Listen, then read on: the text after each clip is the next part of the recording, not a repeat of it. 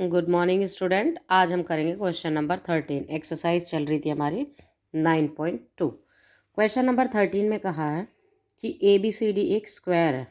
Square का meaning क्या होगा? All sides are equal, A B C and D. X is any point on B D. B D पे कोई पॉइंट है X. AX and CY are joined. AX and CX are joined. Firstly इन्होंने पूछा है AX is equal to CY, give reason कि क्या ये इसके बराबर है, अगर है तो क्यों, और अगर ये इसके इक्वल नहीं है तो क्यों नहीं। तो सबसे पहले हमने डायग्राम बना लिया। गिवन में दे रखा है बेटा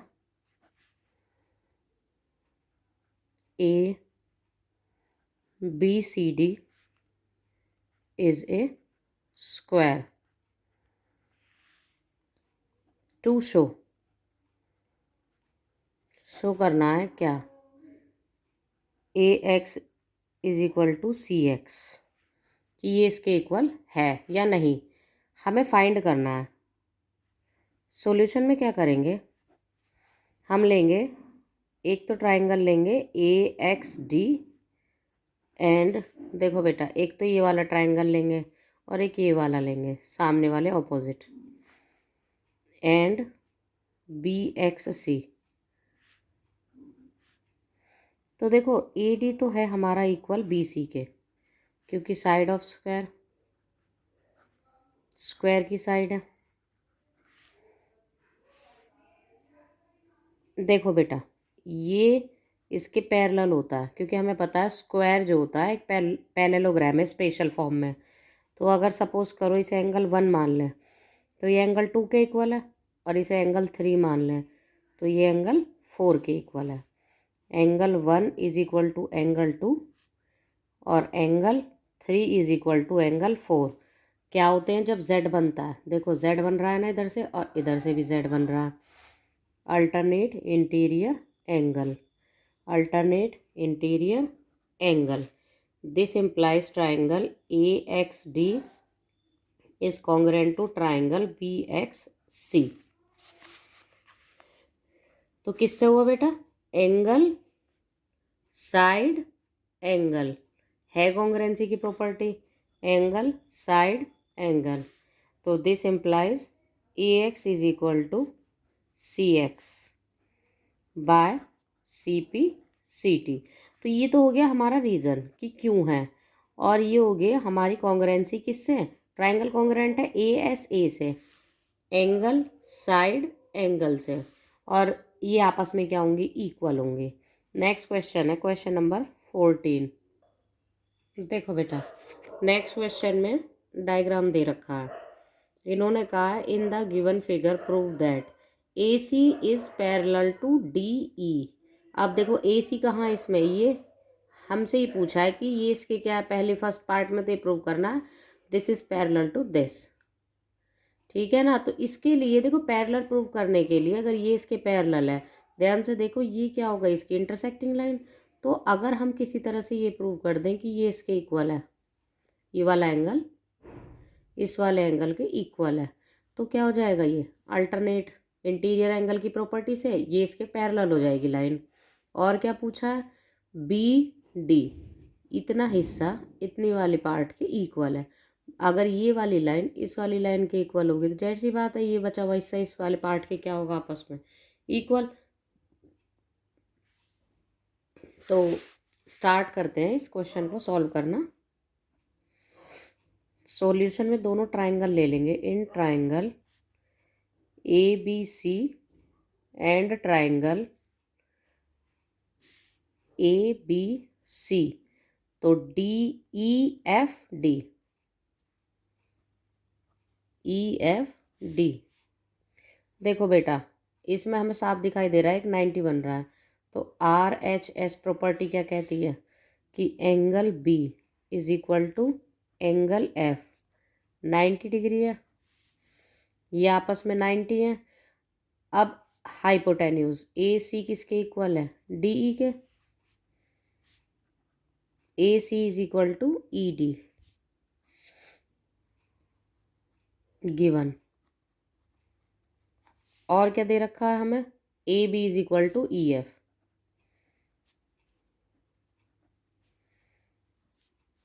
ये भी गिवन है, डायग्राम में दिखाई दे रहा था। तो दिस इम्प्लाइज क्या हो गया, triangle ABC is congruent to triangle EFD by RHS। अब देखो बेटा, जब RHS से ये दोनों कॉन्ग्रुएंट प्रूव हो गए तो क्या हो जाएगा, इसका मतलब अगर ये कॉन्ग्रुएंस प्रूव हो गया राइट हैंड साइड से तो बाकी के पार्ट भी तो आपस में इक्वल होंगे। This implies angle C is equal to angle D by CP/CT। तो अगर एंगल देखो बेटा, अगर एंगल C एंगल D के इक्वल है तो AC पैरेलल है किसके, DE के। AC क्या होगी, पैरेलल होगी DE के। प्रूव हो गया। अब this implies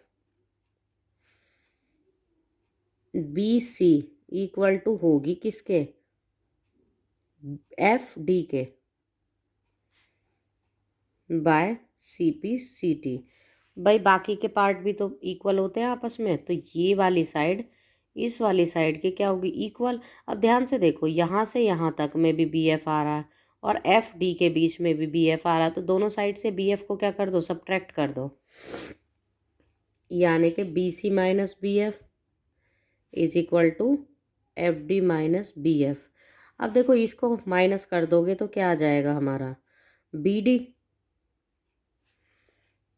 BF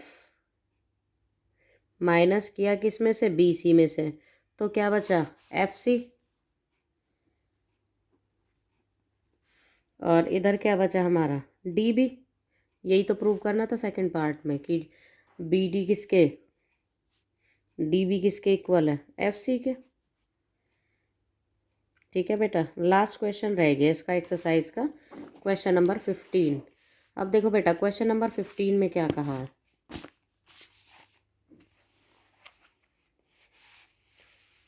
question number 15 में एक डायग्राम दे रखा है, उससे हमें साफ दिखाई दे रहा है।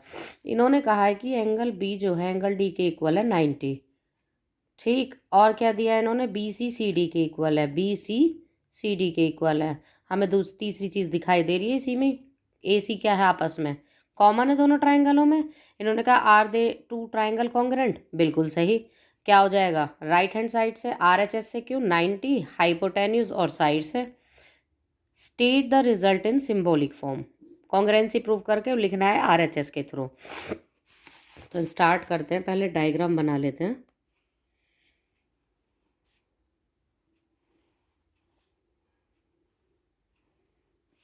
ये हो गया D,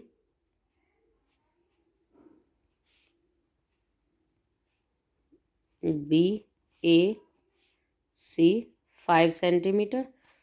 तो गिवन देखो बेटा, पहले तो हम लिखते हैं क्या, गिवन।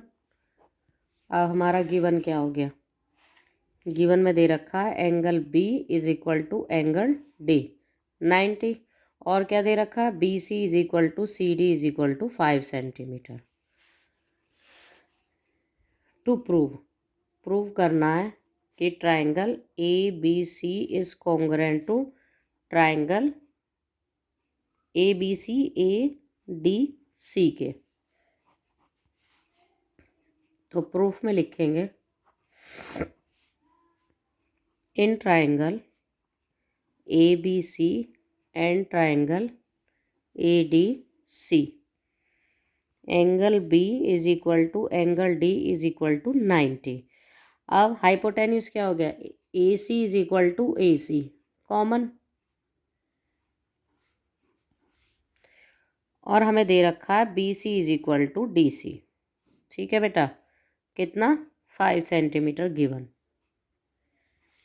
तो क्या हो जाएगा हमारा, triangle ABC is congruent to triangle ADC by RHS।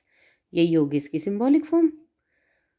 और आपकी आज एक्सरसाइज ख़त्म, ये फिनिश है चैप्टर। अगर इसमें कोई डाउट है तो आप मुझसे पूछ सकते हैं, फिर नेक्स्ट चैप्टर स्टार्ट करेंगे, कंपेयरिंग क्वांटिटीज़।